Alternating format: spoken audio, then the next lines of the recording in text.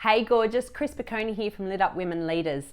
I'm talking to you today about this feeling that you get when you're confronted or challenged by someone who's probably more senior to you in the workplace and who is questioning your decision making or how you've come to a particular activity or task or how you've completed something and you're just not sure about it. And what can sometimes happen is that the feeling of nervousness starts to rise and your temperature starts to boil and you start scattering for the words to explain what it is that you've done and why you've made a particular decision or why your idea is a brilliant idea. And this has come to me based on a conversation I had recently with a very senior leader in an organization, a CFO in fact, and he came to me and told me that one of his leaders needed some training and development because she can't articulate what she does or how she does it. And this can happen for a variety of reasons. Firstly, you could be intimidated by the person who's challenging you or asking you questions. And that's fair enough, perfectly natural. Some people just like to challenge because it's in their nature to do that. They love to play the devil's advocate and they do that in various areas of their life. It could be that they like to challenge because not challenging means that they might come to accept that the way that we've always done things around here is not going to work right now. Or maybe they challenge because it's just their role to do so. They want to justify the budget that's being spent, or they want to justify the allocation of resources or the return on investment that the organization will get. So as a woman in business, it's important for us to understand that fundamentally everybody is in it to achieve certain KPIs or targets.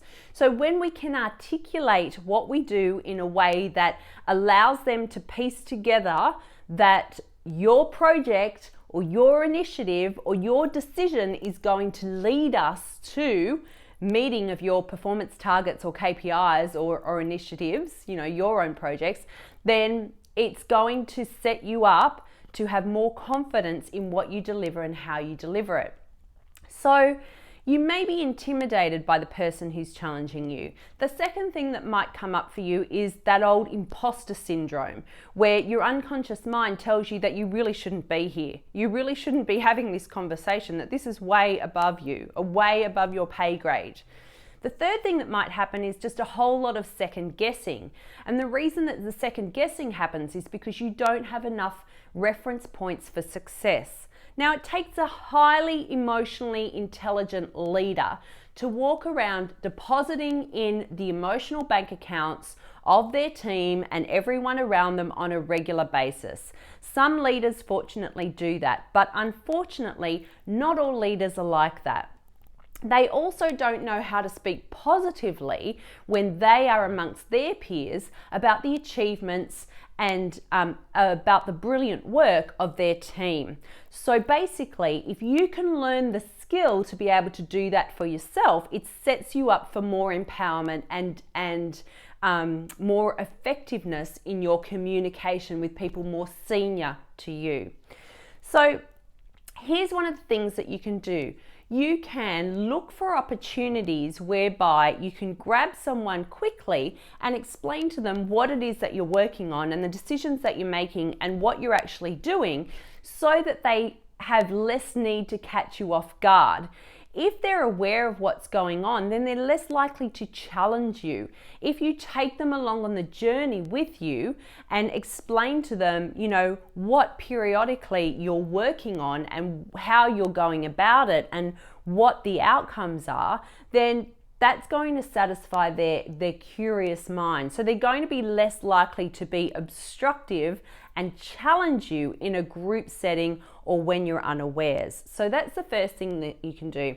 The second thing that you can do to really help build trust with people is to look for opportunities when you can use your expertise to actually add value for them and solve problems that you overhear them having. So for instance, if you're working on something that is numbers based, let's say you're in accounting, you're an accountant, and you're working on something that is numbers based, It's important for you to be able to explain numbers to people in a way that they get it. It's not enough just to produce monthly reports to them and assume that they're going to understand it and understand what you need from them on an ongoing basis.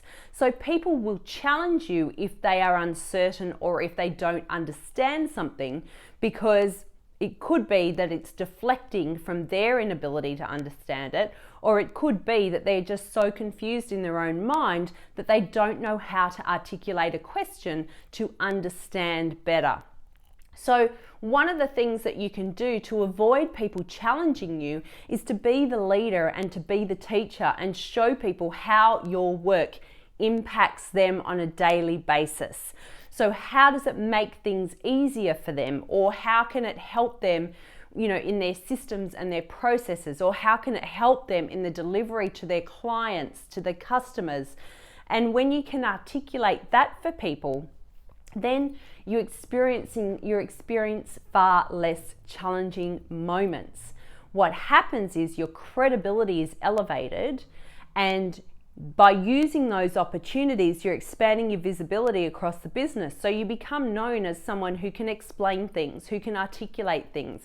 And building that communication muscle really helps you in those moments when you might be challenged to actually get your message across better, because you've already explained it to someone in more of a relaxed state. Your brain is more used to articulating something when it's relaxed and at ease. So when you have those confrontational moments, it goes, oh, I know the answer to that. I've been here before. So I trust that helps. If it has helped, and if you're curious about some of the stuff that we do, then I would encourage you to join my free 5-day challenge. It's called Reignite Your Career Mojo.